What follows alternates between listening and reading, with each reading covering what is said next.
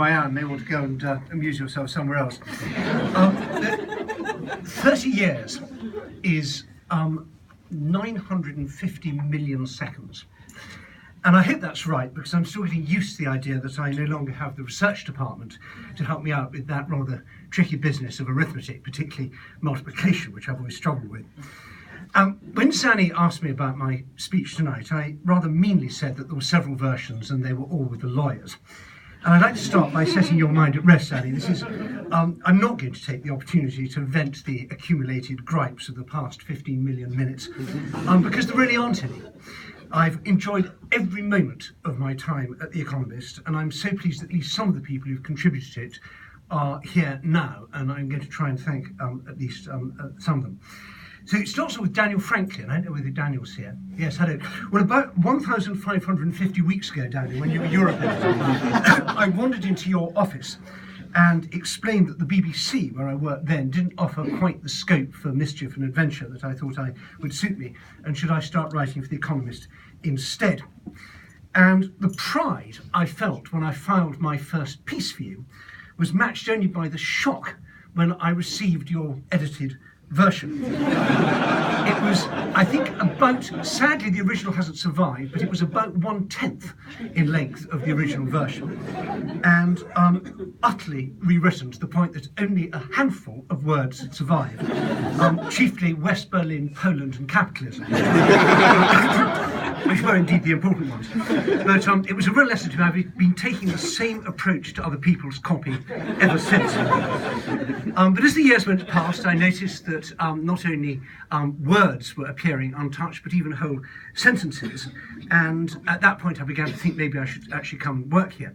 And Frances Cancross, I don't know if Frances is here, but I asked her what I should do, and whether I should apply for a job at the EIU, which was going in Vienna. And she said the EIU is to The Economist rather as Malaysia is to Singapore. But as I was living absolutely broke in a very unpleasant time in the Baltic States at the time, I thought Malaysia sounded pretty good. And so I moved to Vienna, where I was entrusted, is Chris here? Yes, block your ears to this bit, Chris. I was entrusted with the single most profitable product that the EIU had, which was called Business Eastern Europe. I didn't like the title very much, but I got a rapid grip on the situation by giving enormous pay rises to all the stringers. And as the losses mounted, I was sent on an extremely expensive management course. A rather worried Nico Colchester, who was my beloved boss at the time. And this course, and these sort of things, the Economists used to spend money on those days, had something called a Myers-Briggs personality test. And I scored off the scale on this as something called an INTJ. And the people who were running the course said that this showed conclusively that I was an opinionated, chilly introvert with a loose grasp of reality. And I should never be put in any position of responsibility, particularly if it involved dealing with other people.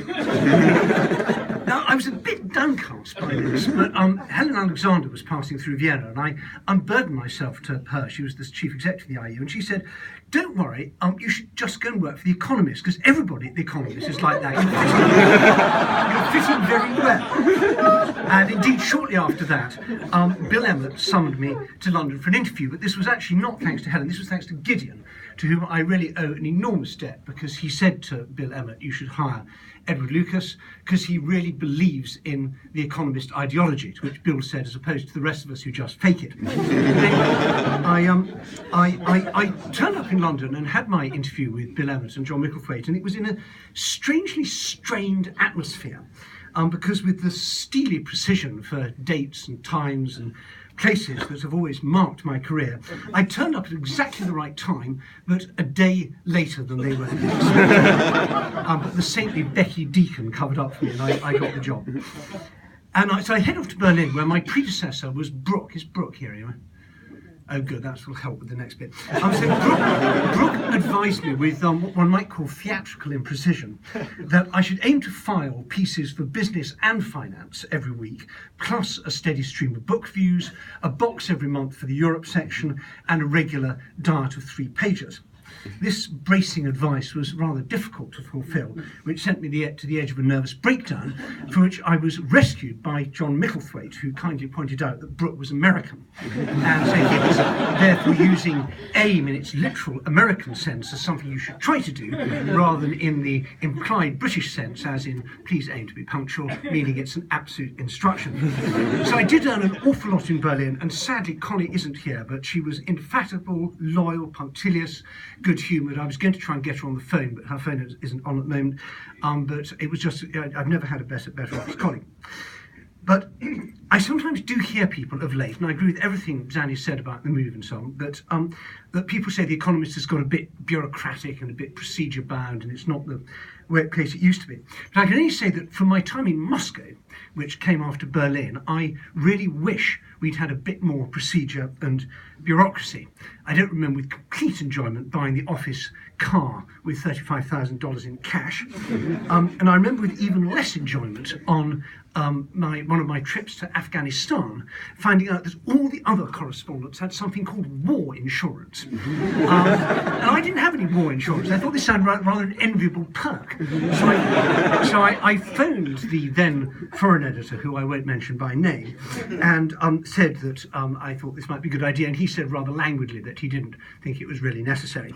And so I then turned to something called Group HR, which I'd never had any dealings with before, and they said, and I've still got the email somewhere, that as it was not the group policy to send its employees to war zones, there was therefore no need for me to have war insurance. Those are two. I racked my brains to find anything that annoyed me, and that was pretty much it. I've had wonderful bosses in Zan, who mentioned John Pete, but of the many brilliant section editors, Emma stands out. Sadly, she isn't here, but she rescued me from the tail end of my time in Moscow with giving me a job on the Britain section, writing about British business, about a subject which I knew absolutely nothing, was wholly unsuited for. So I wrote about Cornish nationalism instead, which she was kind enough to find. But almost everything I know about being a section editor comes from watching Emma. But I also need to thank Ed Carr. Is Ed here? Yeah. So Ed was foreign editor when I took over the infant international section, and he inspired me and constrained me in equal measure. When, Ed, you left the business affairs job, there was someone wrote a very nice article about you saying that you left a trail of happy people in your wake, and I'm certainly one of them. But nothing would have worked on any of the sections or Express or anywhere without what I call the real invisible hands of the paper. Postroom, graphics, systems, the picture desk, astonishingly patient and conscientious research department who've saved my blushes again and again and again. The Queen of the Green Pen, Ingrid, who I hope may be arriving any moment, hot foot from Hamilton, Ush, Sabrina, and so many others, too many to mention individually. My office, yes, Annie, you did touch on this, and it's always been a thing of great beauty and comfort to me, my office. But I do realise that it's a bit challenging sometimes the people I share with. Someone, I don't know whether this came up in your list, said it looks a bit like a kleptomaniac was let loose in an East European souvenir shop. It's also been compared to a bicycle repair station, a changing room for open-air swimmers because of the stench of the serpentine water, and a plant nursery, and lots of cables. But I think that perhaps the most lasting legacy of my time at The Economist, something which I'm inordinately and absurdly proud, is the fact that on the heritage wall over there, one of the pictures is a picture of a particularly messy bit of my desk. If you seek a monument, look around you. And the people showing my office also did indeed have to get used to my taste for prank calls, not only Boris, who you mentioned, but also Sven. I'm sorry, Edward Lux is not here. He has not read your email. And if you want him to read your email, I suggest you write a more interesting email.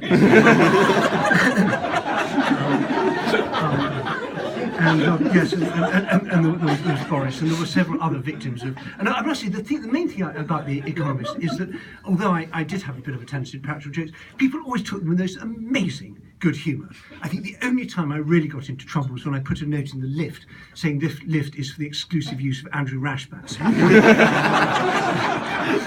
And someone took me to task on this and said that he might work out that the journalists were having a joke about him, perhaps not do that again.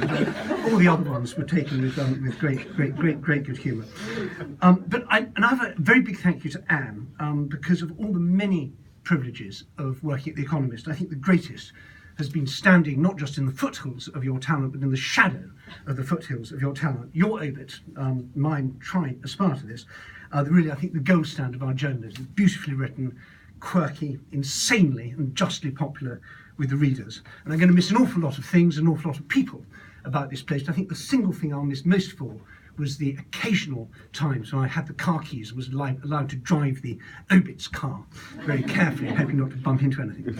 But I also want to raise another glass or toast to another Anne who isn't here, which is Anne Foley. We had the editorial Christmas lunch a week ago, and Daniel Franklin quite rightly toasted her as Person of the Year. I would toast her as Person of the Decade. A lot of what she does is not widely recognised because she's so incredibly discreet, but many of the people here in this room, I think, have moistened her shoulder with their tears, either metaphorical and all too often literal ones over the last 10 years. Nobody could have a better colleague or friend, and if anything could have persuaded me to stay, it would have been Anne with her, I think, supernatural powers of persuasion.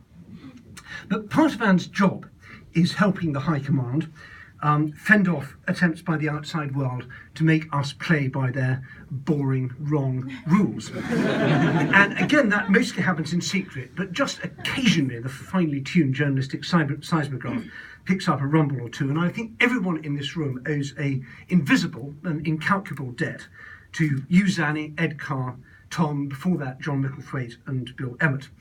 It's not by chance that we have such fun here and enjoy what an unlamented former chief executive, who I won't mention by name because I've mentioned him already, once rather sourly called the gilded lives of Economist journalists.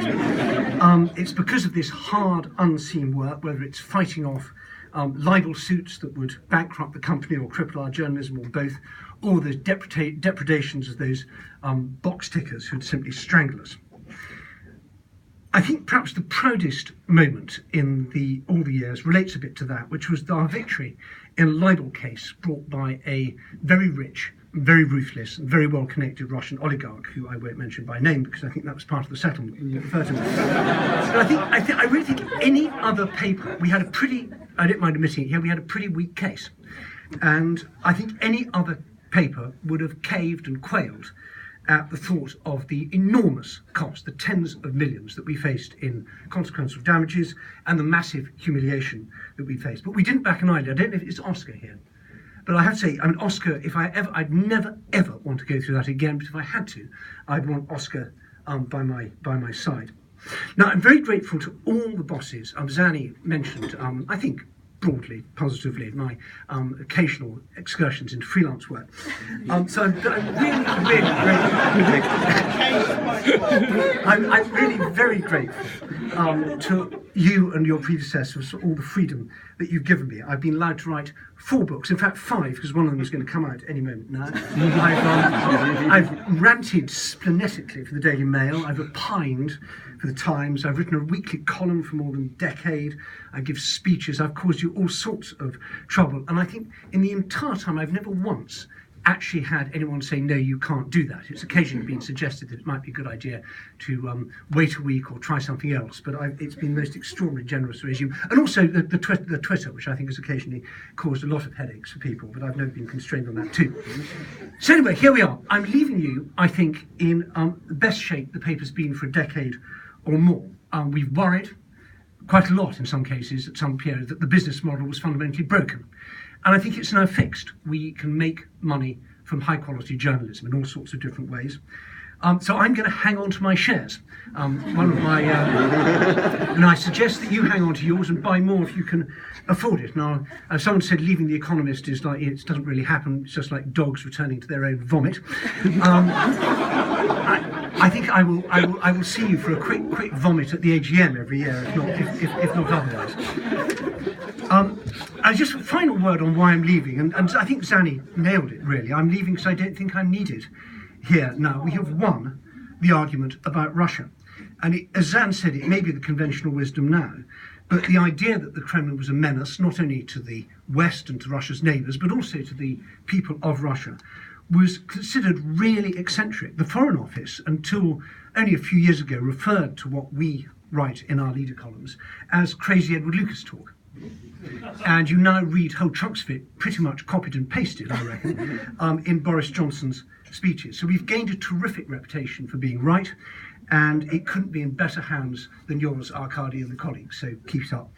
But please don't, any of you, ever write anything nasty about the Baltic states, because if you do, a ghostly Brompton will appear at your desk, dripping the water of the Serpentine, clanking in reproach, and an invisible hand will exert itself into CCI and gently improve your copy.